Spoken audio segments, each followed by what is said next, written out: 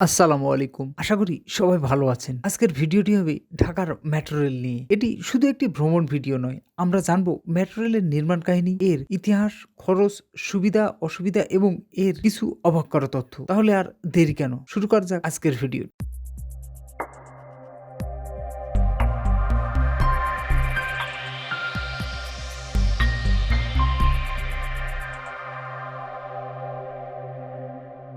Metro rail শহরের হৃদস্পন্দন, যা গতির সাথে যুক্ত করে ভবিষ্যতের স্বপ্ন আর মানুষের আশা।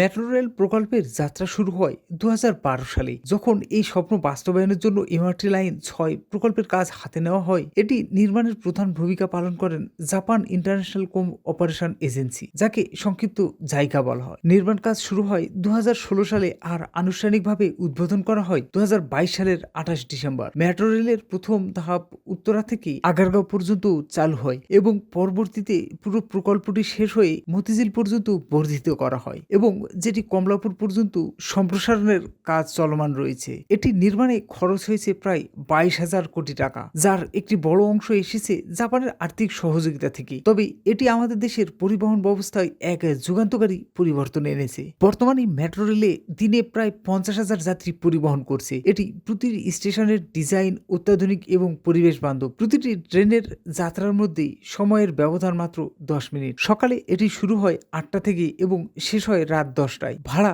নির্ধারণ করা হয়েছে দূরত্ব অনুযায়ী, যেমন উত্তরা থেকে আগারগাঁও ভাড়া ৬০ টাকা। মেট্রো রেল আমাদের সময় সাশ্রয় করেছে। এটি দ্রুত, নিরাপদ এবং পরিবেশ বান্ধব। তবে এর কিছু চ্যালেঞ্জও আছে। সম্প্রতি মেট্রো রেলের বেশ কিছু টোকেন হারিয়ে যাওয়ার ঘটনা ঘটে, যা একটি বড় উদ্বেগের বিষয়।